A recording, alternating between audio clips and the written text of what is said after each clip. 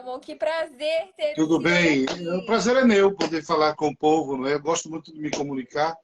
Então, quando você quiser me convidar, eu sempre vou aceitar. Se tenho tempo, sempre vou aceitar.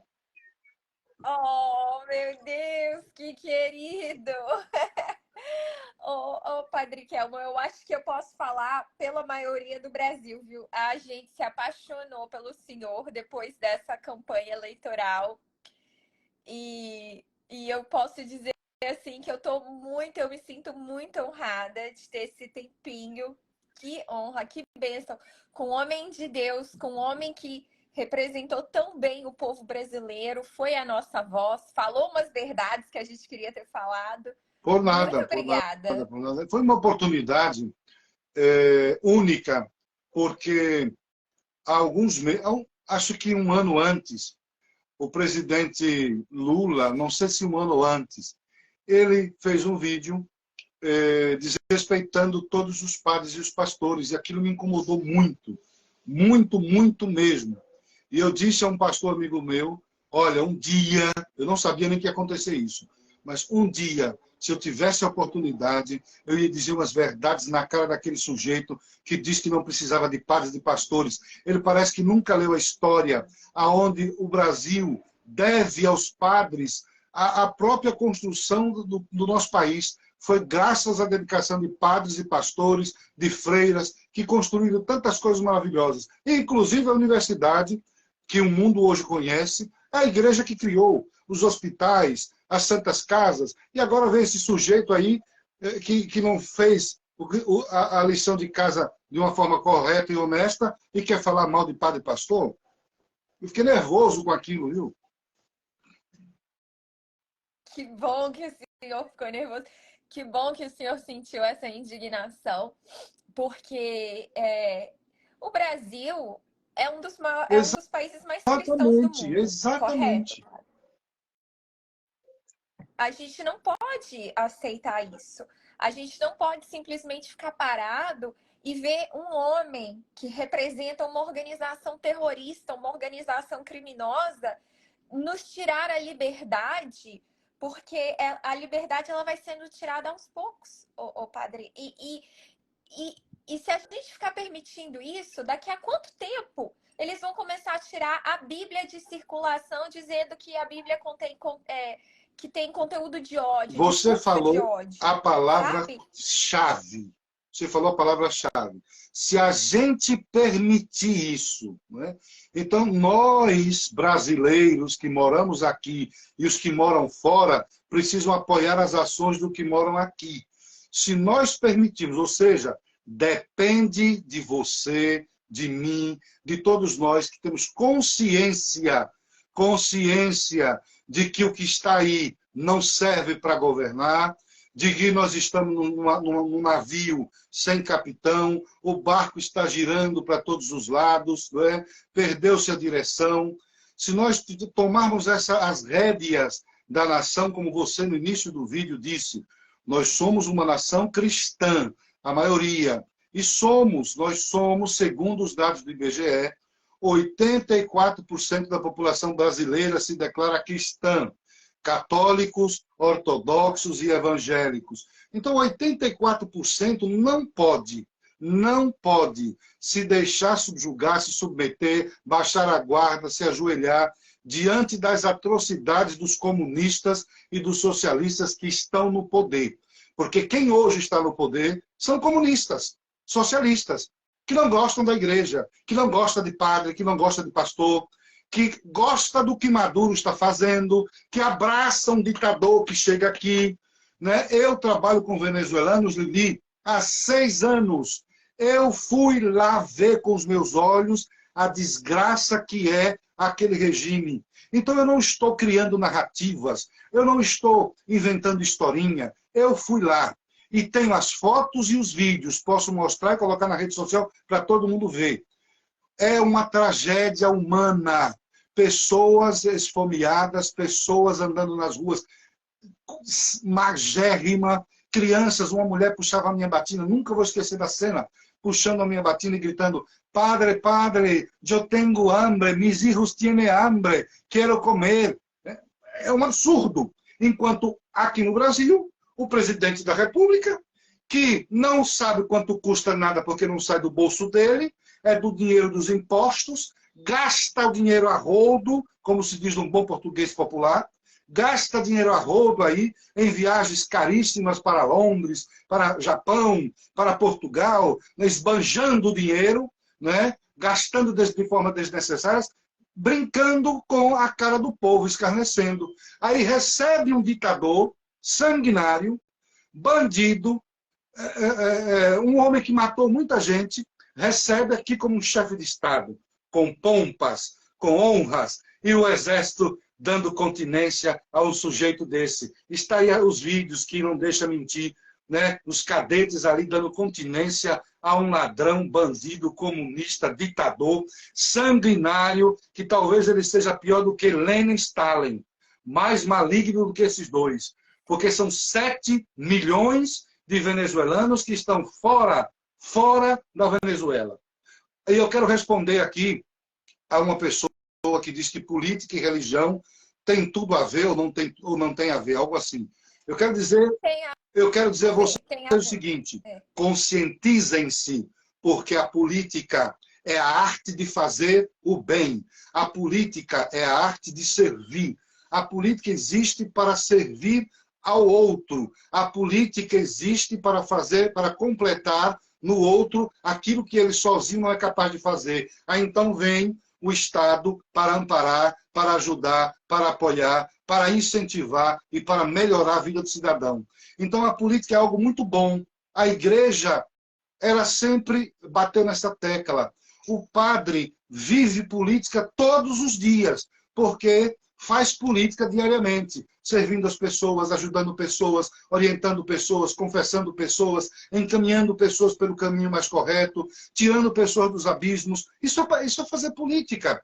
E a política partidária que você tem nas mãos o poder temporal, a canetada que você pode dar, isso é para melhorar a situação e a condição de vida de cada cidadão. O político deve fazer da política uma grande missão para servir e construir uma nação e edificar o seu povo. Mas o que fizeram no Brasil foi o contrário. Maus políticos entraram na política para roubar, para deturpar aquilo que é a política e fazer com que as pessoas pensassem que a política é coisa ruim, que a política é coisa do diabo, que o homem bom não deve se meter em política. E eu digo, é mentira. O homem bom deve se envolver na política, sim. O homem de valores e princípios deve se meter na política, sim, para fazer da política aquilo que ela é chamada a ser na sua essência, serviço, servir à comunidade. E aí desmascarar esses bandidos que estão na política usurpando o poder, que estão na política apenas para roubar, enriquecer a sua família, enriquecer o seu grupo político, o seu clã. Eu sou padre, mas também sou político, que faço parte de um partido e fui candidato à presidência da República. Mas eu não vou comungar com essas práticas velhas de uma política de mercenário, de uma política de corrupção, de uma política que tira do cidadão o direito que ele tem de educação, de saúde, de qualidade. Não, a política vivida por um padre, eu sou um padre, fui preparado por 10 anos no seminário para servir a comunidade. Se eu estou na política, eu tenho que aplicar na política tudo que eu aprendi no seminário para servir o povo na paróquia. Ou seja, eu preciso fazer do país uma grande paróquia onde o padre é o homem que deve dar o primeiro exemplo, servindo a todos, ajudando a todos e salvando a vida de todos. É assim que deveria ser. Eu falo muito, viu? Não, olha, o senhor tá maravilhoso. Eu tô aqui para ouvir mesmo. E eu tenho feito muitas lives com muitas pessoas diferentes sobre temas dentro da política e da guerra cultural. E assim, cada convidado, padre, enriquece o tema de uma forma. Então, eu tô aqui para te ouvir e eu acho que assim, tudo que o senhor acabou de falar veio com fogo, assim, sabe? Saiu de dentro, foi inspirador. E eu acho que é até alento para os meus ouvidos e para as pessoas que estão aqui nos ouvindo, porque a gente está vendo agora cenas bizarras, Bizarra. terríveis no Brasil. A gente está vendo o nosso país caminhar para um socialismo, para uma ditadura. E assim, muitas pessoas estão desacreditadas. Então, tudo que o senhor acabou de falar traz, na verdade, se for trazer algo, traz um pouco de cura, sabe? Parece que é inspiração do próprio Espírito Santo mesmo. E glória a Deus por isso. O senhor é um homem de Deus. Agora, sim, Padre Kelmon, eu te pergunto, sabe? A gente sabe que a Bíblia fala que a igreja de Cristo nessa terra, ela tem que fazer a diferença. Ela tem que ser sal na terra e luz do mundo. Não é, Padre? Cada cristão ali Cada cristão. é a igreja viva, é o templo vivo. Cada cristão que foi batizado recebeu o selo indelével, uma marca que nunca se apagará. Foi marcado, ungido, recebe o dom do Espírito Santo. É batizado em nome do Pai, do Filho e do Espírito Santo. Ou seja, nós nos tornamos igrejas vivas, templos vivos de Deus, aonde a Trindade habita. E se nós somos isso, por que nós vamos temer aos homens da carne, se nós temos dentro de nós a força do Deus Todo-Poderoso? Agora, nós é que desconhecemos esta graça que recebemos, ou não mergulhamos na profundidade da vivência da comunhão com Deus. E vivemos um cristianismo superficial, vivemos um cristianismo apenas de louvorzinhos, né, de barganha com Deus, de lembrar de Jesus quando está doente, aí vai procurá-lo de final de semana. Mas a comunhão do cristão, ela é diária, ela é constante, ela é perene. Nós temos que viver ao ponto de nós fazermos como Paulo disse, já não sou eu que vivo, mas é Cristo que vive em mim. Porque a vida do cristão precisa ser cristocêntrica. Amém. E não o Estado, né, Padre? Somos, que nem o senhor falou, somos nós que somos a luz. Não é Exato. o Estado. Assim, não adianta, a gente pode revirar a Bíblia procurando um lugar em que Deus fala ali com a gente assim, olha, deposite as suas fichas, as suas esperanças no Estado. Olha, o Estado, os governos é que tem que tomar conta da viúva, do órfão. Não, você já encontrou na Bíblia um trecho que diz que o diácono é aquele que deve cuidar da viúva e do órfão. O diácono. Sim. E quem é o diácono? É o homem servidor da comunidade cristã. Diaconia é serviço. E não o Estado. O Estado, se tomar aquilo que é função da igreja ou da família, ele vai querer ditar as regras para que esses grupos sejam aprisionados e ele tenha o controle definitivo das famílias e da igreja. Isso é um absurdo. Isso é ditadura. Isso vai virar Venezuela, vai virar Nicarágua, que estão fazendo com padres e pastores que estão todos na cadeia. Olha, o pessoal sumiu daqui, padre, não estão comentando mais. As coisas não estão só entrando, né? As coisas na agenda progressista elas estão andando tão rápido, né? As pautas estão avançando tanto que vou dar um exemplo aqui para o senhor. Por exemplo, temos aí, eles estão trabalhando muito na liberação das drogas, à esquerda, na liberação do aborto, e eu não estou falando só aborto em casos de estupro, não. Aborto em qualquer caso, inclusive aqui nos Estados Unidos, onde eu moro em Orlando, na Flórida, tem estados mais ao norte que já permitem o aborto até o final da gestação. É um assassinato mesmo. O bebê pode estar com... É um assassinato. Então, eles estão... E a Bíblia fala o quê? Não matarás. Além disso, por exemplo, um outro grupo barulhento aí da esquerda, a comunidade LGBT, e lá eles têm a pauta tanto dos direitos LGBT quanto dos agora transgêneros, que são os transgêneros, né? Da mudança de sexo. Isso é uma aberração. Isso a mudança de sexo e você querer impor isso na sociedade, impor a linguagem, todas essas imposições e todas essas pautas que a Bíblia são que a Bíblia de alguma forma é contrária. Quanto tempo o senhor acha que vai levar no Brasil até que isso tudo seja lei, até que isso tudo se instaure, porque as coisas estão andando muito rápido, então, e tá ficando aqui nos Estados Unidos, isso tudo que eu falei para o senhor já é uma realidade, Padre No Kelly. Brasil, esta realidade macabra, ela só se tornará concreta se um país que se diz 84% de cristão virar as costas e rasgar a Bíblia. Porque se nós ainda não estamos vivendo esta realidade que nos Estados Unidos já se vive, o aborto sendo aprovado e todas essas coisas mais, e aqui apenas são tentativas que eles fazem todos os dias, mas não conseguem avançar.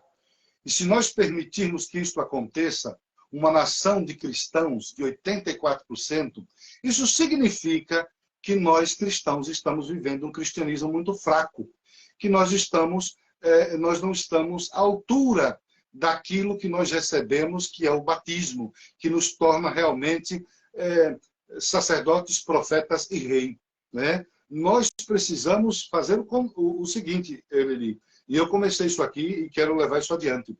Conscientizar jovens, adolescentes e jovens, porque é o Brasil do futuro. E unir os padres e os pastores que queiram se unir.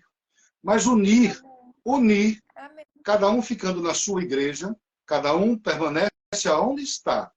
Mas unir num convívio mais fraterno, numa aproximação mais real e concreta. Extinguir, rechaçar os ataques teológicos e doutrinais que por muitas décadas os grupos cristãos se degladiaram entre si. Sua igreja está errada, a minha é a melhor. Você é católico, vai para o inferno. Você é isso, você é aquilo. Não cabe mais isso. No século XXI que nós vivemos, onde o cristianismo é perseguido em todos os países do mundo, onde a cristofobia é uma realidade hoje no nosso dia a dia, os cristãos do Brasil precisam acordar e precisam dar as mãos, agradecer à igreja que faz parte, nela permanecer, mas se unir para defender o legado nosso. Qual é o nosso legado? Amém. A nossa cultura judaico-cristã.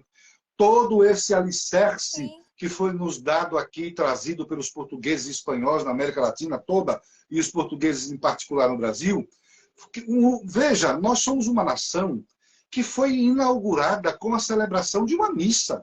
Qual é o país que teve como primeiro ato a celebração de um culto?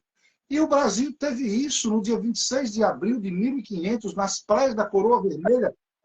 Consagrado a Deus, esta terra aqui chamada de terra de Santa Cruz. E nós vamos agora rasgar a história, enterrar as páginas, queimar a história, para seguir com correntes nos pés e cabresto nos olhos e ser conduzido por esquerdopatas, por comunistas e socialistas que apenas querem sugar a riqueza de uma nação, empobrecer a população e o grupinho deles ficarem ricos, porque é isso que acontece em Cuba. Vá lá para ver a família do Fidel Castro, toda ela milionária, todos eles podres de rico, e o povo na miséria. É um país que parou nos anos 50, né? Os carros são todos da década de 50 e 60 e 70, o povo não sabe o que acontece fora dali. As pessoas, para comprar alimento, recebem cartões coloridos, cada cor corresponde ao que tipo de alimento ela pode pegar no supermercado.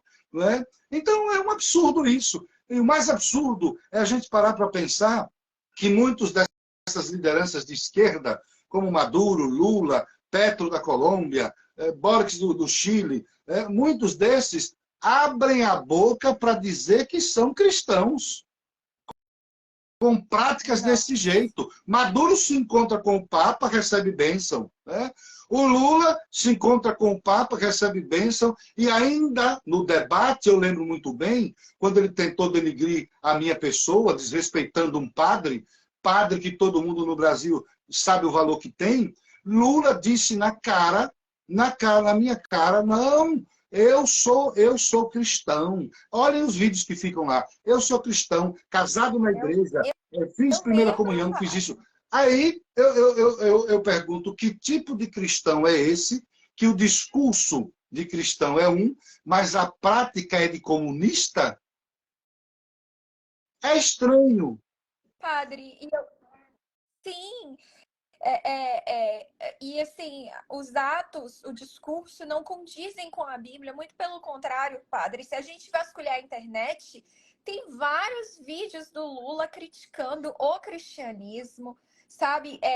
Falando das outras religiões. Inclusive, assim, eu não sei se o senhor sabe, mas é, que disseram, né, que nos primeiros dias de governo, uma das primeiras coisas que ele fez foi levar o pessoal de outras religiões lá, as religiões dele, na verdade, para o palácio, para consagrar lá vários deuses diferentes, não, orixás, eu não sei como é que isso funciona, eu não faço a menor ideia, mas a gente sabe que de cristão ele não tem nada. Agora, eu ia perguntar para o senhor, o senhor falou que eles têm acesso ao Papa e já foram abençoados pelo Papa. É verdade isso, que o Papa é comunista? Não, a gente não pode afirmar, não, Que o Papa é a de gente não esquerda? pode afirmar, não é, que o Papa seja comunista. Isso seria um erro dizer isto, não é? Nós não podemos dizer uma coisa dessa. Mas o que nós podemos dizer é o seguinte: o Papa, como chefe de Estado, ele, pela imposição da função e do cargo, ele é obrigado a dialogar com todos. Ele é obrigado a falar com políticos de esquerda, políticos de direita. Não tem jeito, como chefe de Estado, porque o Vaticano é um pequeno país. Então, ele tem essa obrigação de falar com todos os políticos, com todos os chefes de Estado. E como religioso, o Papa é o chefe espiritual do catolicismo. Então, ele, como religioso, também tem a obrigação de trabalhar para salvar as almas de todos os fiéis. E salvar as almas, principalmente daqueles que estão mergulhados em ideologias de morte, como comunistas e socialistas. Então, talvez o Papa esteja preocupado até mesmo com a salvação do Maduro, com a conversão do Lula, com a salvação do Petro, né? E tentando ver se de alguma forma ele consegue se aproximar para dizer ao Lula, por exemplo, ao Maduro: olha, vocês deveriam pensar na vida eterna e não ficar aí já com tanta idade que vocês têm, Lula tem quase 80 anos, você deveria pensar na vida eterna, se preparar para viver no reino de Deus, porque você está com 80 anos de idade, todos nós vamos passar um dia para a eternidade, e você está brigando com todo mundo, querendo o poder temporal. Vai pensar na eternidade, né? Veste uma pijama, entrega o governo, que parece que o senhor está cansado, né? E vá pensar em procurar um sacerdote para se confessar e para se preparar para a eternidade. Eu diria isso ao Lula e ao Maduro e a tantos outros. Olha, aproveitem enquanto é tempo, porque como padre, o meu dever é trabalhar para a salvação das almas. E a minha orientação que dou é esta: vocês já erraram tanto, porque o pecado de vocês é público, não precisa nem se confessar, é público, então vocês agora confessem aquilo que está no íntimo com o sacerdote, vistam uma pijama, entreguem o governo e vão se preparar para a morte, para viver na eternidade com Deus, que ainda é tempo. Meu Deus. Padre, assim, eu realmente acredito categoricamente que o Lula de cristão não tem nada, ele pode falar o que ele quiser. Nós sabemos que as ideologias da esquerda, do socialismo, do Foro de São Paulo, do PT, são nefastas. E o professor Olavo de Carvalho, Padre Kelmo, falava que a única força que faz frente ao comunismo não é o capitalismo. Ou seja, o oposto do comunismo não é o capitalismo, não é um regime econômico, porque o comunismo é toda uma cultura. E aí o professor Olavo de Carvalho fala que a única força que é capaz de fazer frente ao comunismo é o Eu sempre cristianismo. acreditei E nisso. que é por isso que Sim. eles odeiam tanto os cristãos e por isso que eles tentam quebrar todos os princípios da Bíblia. Porque aqueles princípios impedem eles de crescer o regime, a ideia comunista e de controlar, né, de ter um Estado inchado. Porque se você tem que dividir o poder com Deus na vida das pessoas, e se Deus prega liberdade na Bíblia, né? Se Deus prega arrependimento na Bíblia, se Deus prega, por exemplo, a família na Bíblia, vai atrapalhar o Estado a ter os robozinhos dele, que ele manda, que ele tem poder e que ele ganha dinheiro. Então, o professor Olavo falava isso. O senhor concorda Concordo com isso, então? absolutamente, ele está certo, porque antes de ouvir o Olavo, eu já ouvia isso, já sabia isso. Se nós cristãos tomarmos consciência da força que o cristianismo tem, da força que o cristão exerce, da influência que o cristão exerce na sociedade, se nós nos uníssemos verdadeiramente, nós não iríamos permitir que comunistas e socialistas se criassem no Brasil e nenhum país da América Latina. Mas ainda há tempo dos cristãos do Brasil se unirem e mostrar a força das igrejas e mostrar a força do cristianismo e barrar toda essa ação maléfica dessa agenda socialista comunista que está sendo enfiada goela abaixo na nossa comunidade. Amém. Amém. Que bom ouvir essa palavra de esperança. Agora, assim, eu queria saber do senhor, sabe? Porque conversando com algumas pessoas, eu estava muito feliz que eu ia ter esse tempinho aqui à noite com o senhor. E eu estava conversando com algumas pessoas e elas falaram, Lili, fala para o padre Kelmon que o que ele fez na época da campanha presidencial foi incrível, foi um ato heróico, que ele foi um homem de coragem, que ele teve coragem de falar para um dos maiores criminosos desse país, um dos maiores corruptos, chefe de quadrilha, a verdade na cara dele. E aí eu comecei a conversar disso, né, com essas pessoas. Eu queria perguntar para o senhor como que foi passar por isso, sabe? Como que foi essa experiência?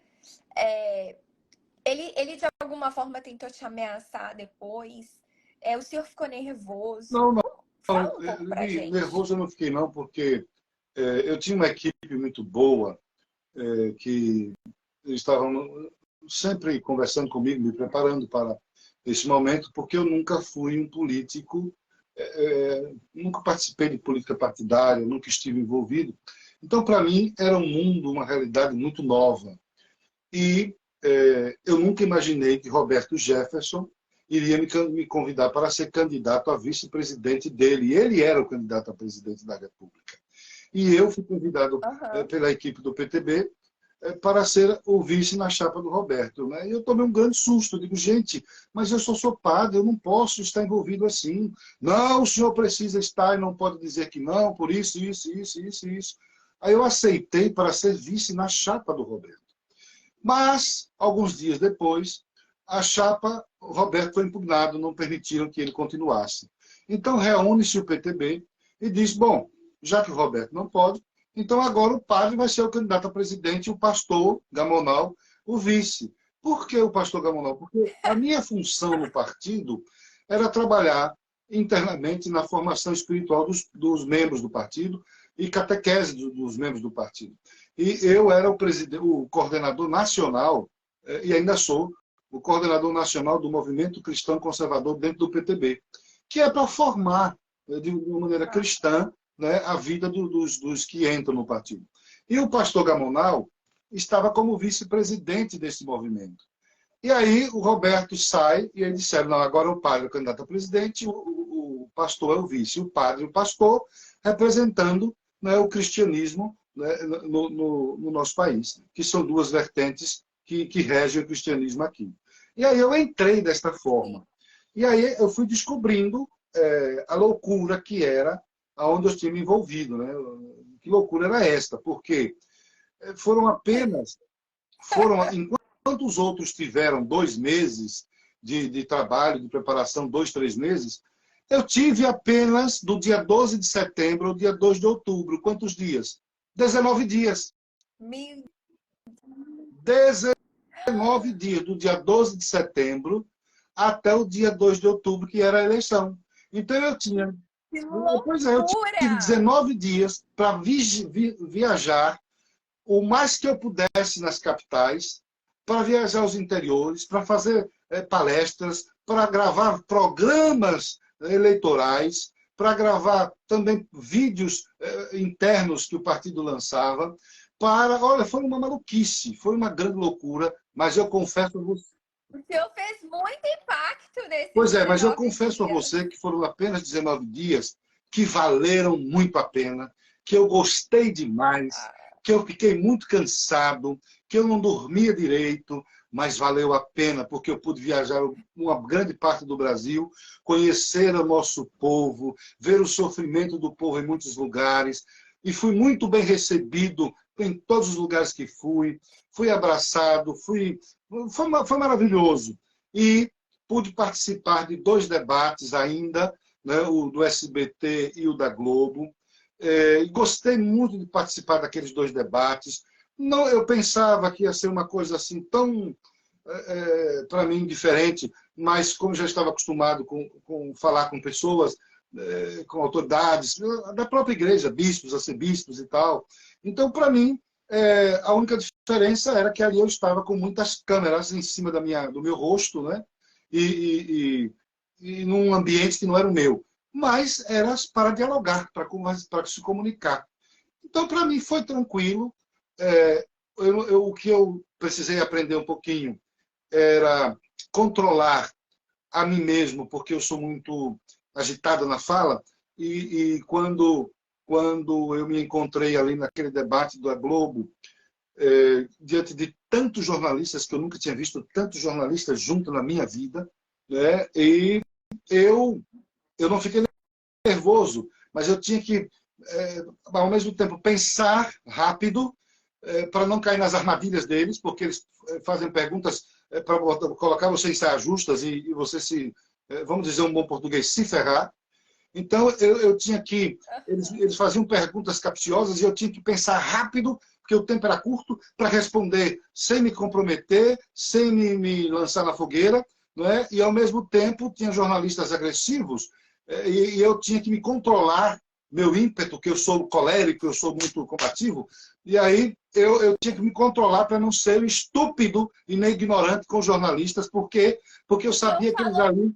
Pois é, porque eu sabia que ali eles estavam apenas cumprindo o seu papel e eu não podia fazer grosseria. Então eu me controlei ali, assim, ao extremo, para poder manter a calma. Como eu sou monge, então a gente tem uma técnica de manter a calma, de manter o tom de voz, de saber enfrentar o outro quando chega para te atacar. Então eu usei tudo que eu aprendi no monastério, na vida monástica, para ficar quietinho diante do Lula, para ele me agredir e eu ficar tranquilo e responder com tranquilidade, com serenidade. Não é? Então... Mas a hora que o senhor ficou mais exacerbado, assim, para mim foi a melhor hora, assim, porque o senhor falou tantas coisas que estão entaladas na garganta do brasileiro para aquele homem. Eu fiquei um pouquinho, eu fiquei só um pouquinho depois, porque ninguém tem sangue de barata, então eu parei um pouco, digo, chega de controlar aqui, chega de ser monge agora, eu vou dizer as verdades desse homem. E aí ele falou umas coisas que eu não gostei, me chamando de laranja, de estar fantasiado e tal. Aí você veio da onde? Aí eu comecei, eu vim da igreja. Aí ele começou, o Bonner começou a defendê-lo mais do que outra coisa, né? Parecia que era até soldadinho do Lula. Pois é. E aí a Rede Globo tirou as imagens, não apresentava mais eu e ele, Mas a gente ali continuou batendo boca. Ele batia a boca comigo, botava dedo na minha cara, na cara dele, e eu disse um Sim, monte de coisa. E foi isso. esse vídeo eu acho que viralizou na Foi internet, lamentável viu, isso Padre tudo, Kelmo? mas ele provocou. Ele provocou, né? O senhor não. Eu não acho que o senhor fez absolutamente nada de errado, Não, quem eu sou eu só para fiz achar, né? perguntas Mas verdadeiras, né? Então ele não quis responder, mentindo ali para todo mundo na frente das câmeras, e eu tinha que colher, o que eu queria ali era colher a verdade. A verdade precisava ser dita. agora,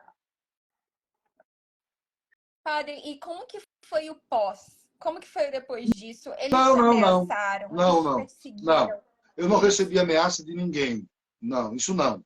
Mas eu fui desrespeitado por pessoas irresponsáveis, pessoas ligadas do PT, do partido, né? Mas não do partido em si, isso não. Mas algumas pessoas irresponsáveis, apaixonados pela esquerda, né? Me gritavam palavras de desrespeito, falavam bobagens, né? Inclusive aí eu lamentei, porque é uma pessoa que tem conhecimento, é uma pessoa, uma figura pública, minha conterrânea da mesma cidade, que eu gostava muito e passei a não gostar por causa da sua atitude desrespeitosa comigo. Porque ela não me conhece, nunca me viu, não sabe quem eu sou, mas entrou na onda, né, e começou a falar bobagem. No dia, eu acho que era dia 3 ou 4 de outubro, logo depois da eleição, da votação, eu voto em Salvador, então eu voltei para São Paulo, que era ali a minha sede de trabalho na campanha, e tomei um avião aqui em Salvador.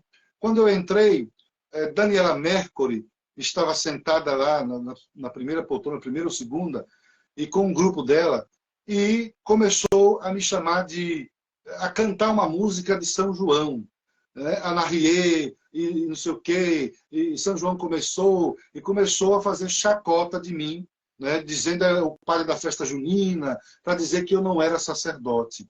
Mas se engana Daniela, se Aham. enganou Daniela, e se engana todos aqueles que fizeram isso, porque o nosso corpo jurídico está processando todos.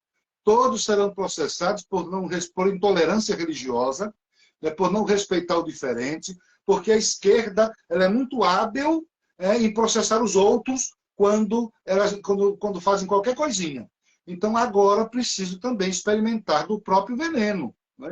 Querem ser É, respeitados, querem ser honrados, querem privilégios para uma minoria, entendeu? Mas não sabem respeitar. os Tudo verdadeiros com eles também intolerantes é são assim. eles, que não aceitam a opinião do Sim. diferente, não sabem conviver com o diferente. São impositores, né? São ditadores, eles são desse jeito. O Padre Kelmon, agora o senhor falou, né, que ela é da mesma cidade. Sou O de senhor é de Salvador, Salvador, nasci aqui. correto? Eu amo essa cidade, meu pai é daí. Ah, você tem sangue E baiano, hein? todo eu. Meu pai é de Salvador, a minha mãe é do Rio, mas eu sou mineira. Eu nasci e cresci em Minas Gerais e a minha família está toda lá, meus primos, enfim. Mas meu pai é daí, então a minha avó ainda mora aí, os meus tios, né? Eu tô acostumada a ir para Salvador, eu ia muito. Eu amo este lugar.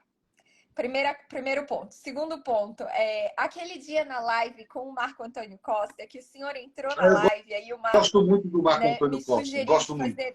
Porque Ele ele ele, é tem, uma pessoa ele, incrível. ele não tem papas na língua, ele fala e fala com educação, mas ele fala Corajoso. bonito, com educação, não tem baixaria, né? Fala com respeito, mas fala a verdade, como uma espada cortante. Não é? Então, isso ele, o Serrão, a Cristina Grêmio, o Augusto Nunes, são jornalistas que eu adoro, admiro demais. Eu também. E aí, aquele dia, o Padre Kelmo, ele falou de um movimento que o senhor estava organizando em Salvador. Eu não sei exatamente se é um movimento, mas enfim, ele falou que o senhor está fazendo algum trabalho pela política e pelo do cristianismo para engajar as pessoas aí em Salvador. O senhor quer contar para a gente um pouco? Nós criamos aqui um movimento chamado Levanta Brasil, que começou, assim, através de uma... Eu assisto muito o programa do Marco Antônio Costa com Cristina Grêmio, Sem Rodeio, que passa todo dia, 14h, né, da Gazeta do Povo. Então, desde o primeiro dia que eles começaram, eu assisto até hoje. E aí, algumas vezes, tanto o Serrão como o Marco Antônio Costa, eles me deram ideias, falando de coisas que a direita precisava melhorar nisso, que a direita tinha que ser assim, que não pode apenas fazer desse jeito, que é melhor dessa outra forma.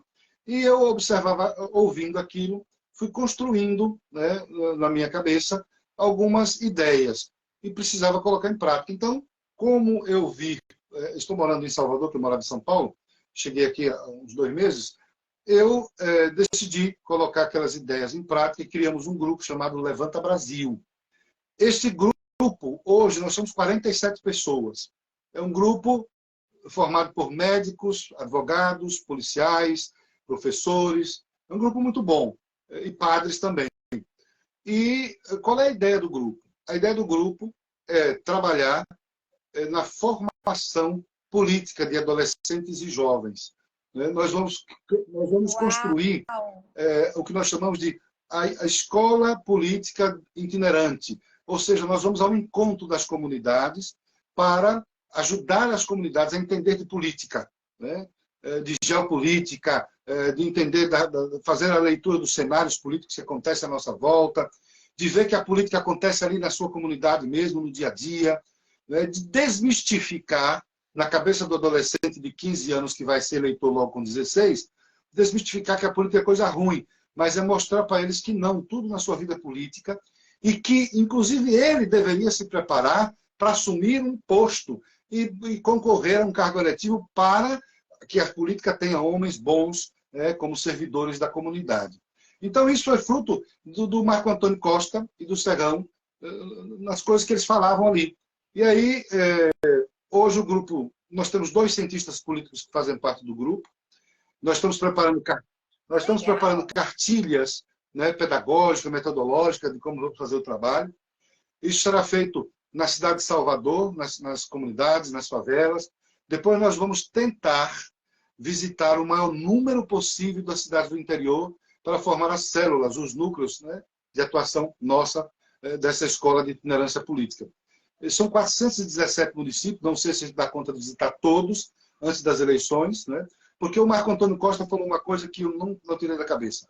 Nós não podemos estar preocupados apenas em cuidar do executivo, em eleger um presidente de direita. Se as bases nós não tivermos, é preciso termos as bases para apoiar e sustentar o executivo.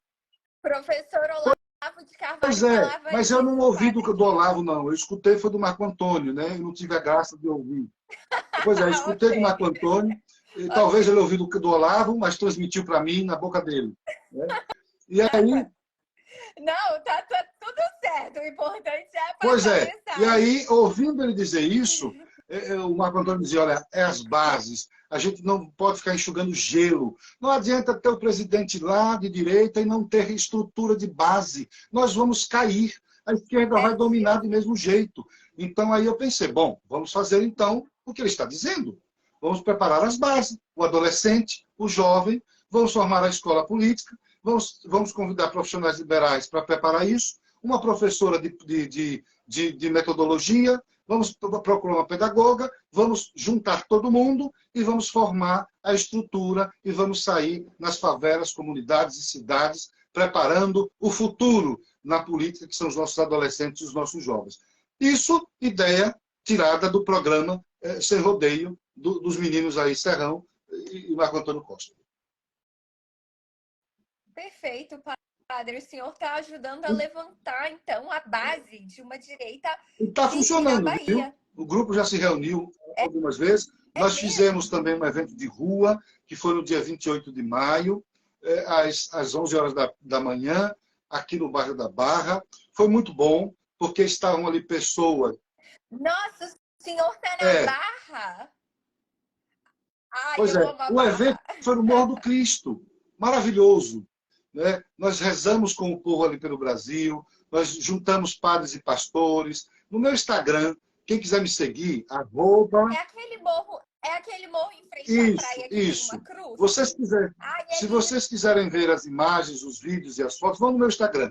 É arroba PE Kelmon. Me sigam, todos vocês aí, de Orlando, de Miami, vão ficar amigos. Sim, E vocês vão acompanhar todo esse trabalho aqui. E me ajudem com ideias. Eu gosto de ideias, viu?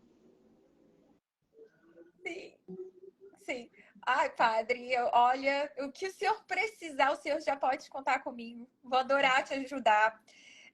Inclusive, depois vou te colocar em contato com um amigo meu que eu tenho, que eu acho que vai poder dar muitas ideias, muitos É, insights precisamos. maravilhosos, que foi aluno do professor Olavo, um dos mais Ótimo, preciso próximos, de amigo um desse dos homem mais aí, me próximos aproxime.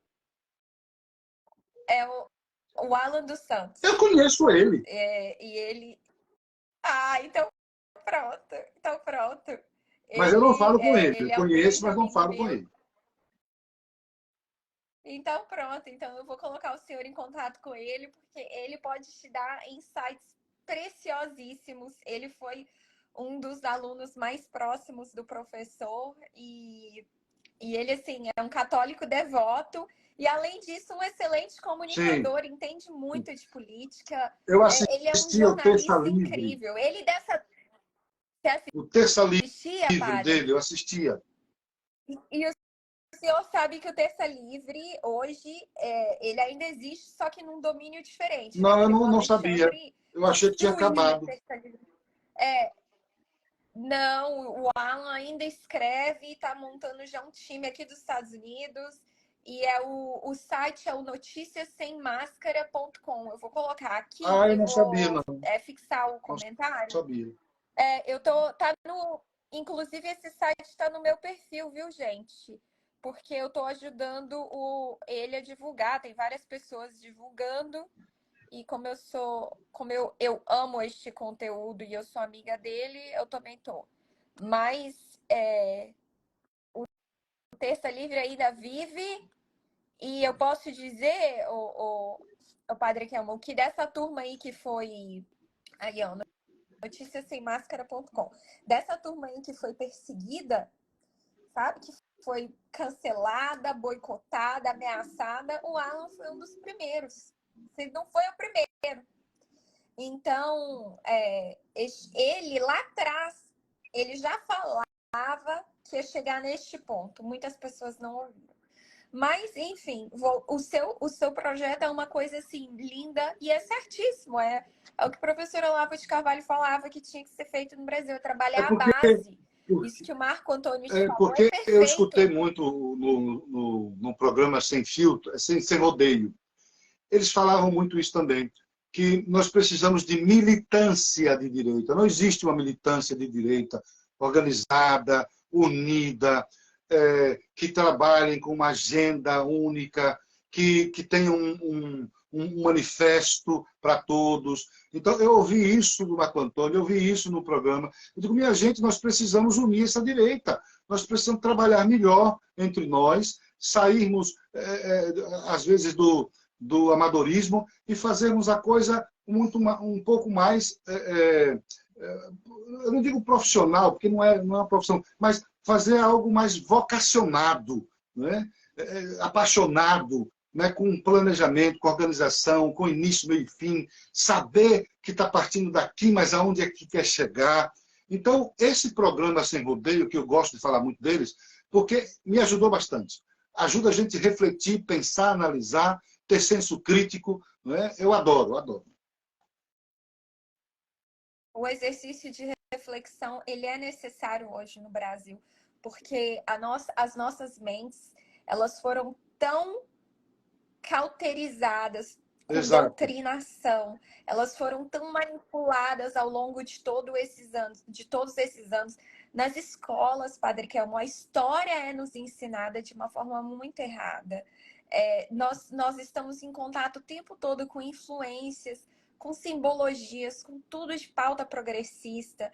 E aí a gente entra na faculdade, isso piora, algo que já estava assim, grande no nosso. E nós somos Eu terreno preciso fértil, né? falar algo que você acabou de dizer e que nós já conquistamos aqui em Salvador. E eu preciso deixar isso aqui registrado. Você Opa, falou das universidades que são de direita, são de esquerda, que fabricam soldadinhos da esquerda, né, que manipulam todo mundo. Muito bem. Os meninos do Sem Rodeio, desculpe falar tanto deles, né, mas é porque eu ouvi muito, ouço muito. Os não, meninos do pode. Sem Rodeio sempre falaram também isso, que é preciso que nós tenhamos, investamos na universidade, universidade de direito. Então, nós conseguimos, aqui em Salvador, uma universidade que nós já estamos preparando toda ela para ser uma universidade de direita. A Faculdade 2 de Julho de Salvador, né? Estamos trabalhando nesta faculdade. Eu fui convidado para ser o capelão, já estou lá nesta faculdade como capelão.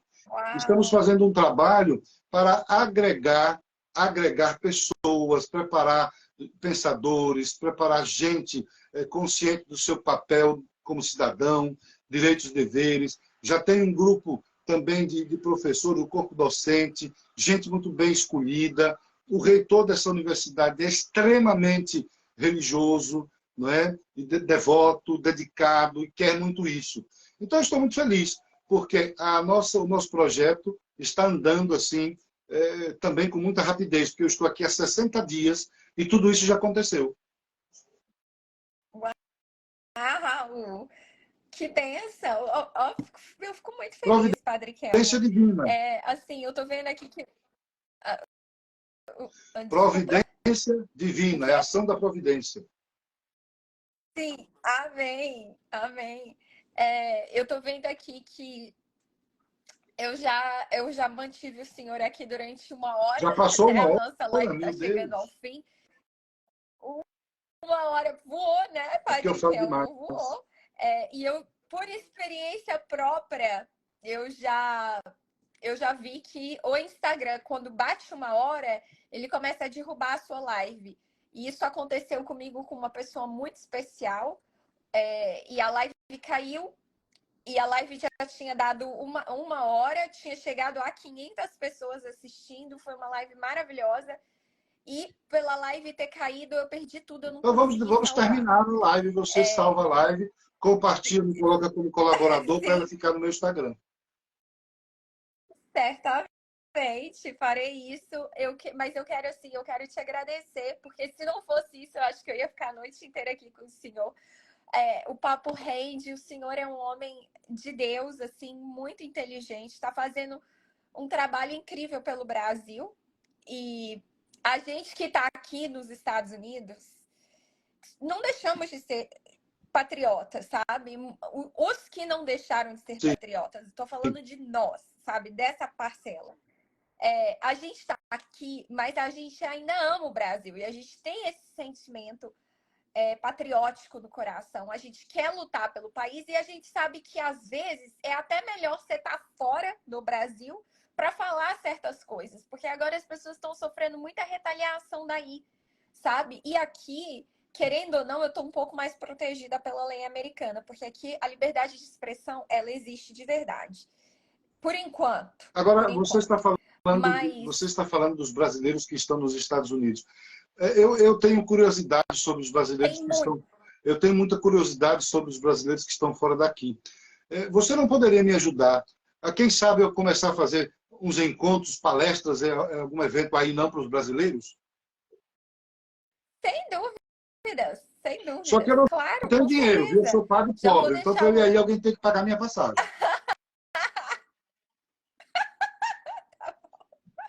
Eu vou, Mas eu é vou colocar o senhor em verdade, eu posso contato com mentir. algumas pessoas. Sim! Ai, meu Deus. Tá começando a travar.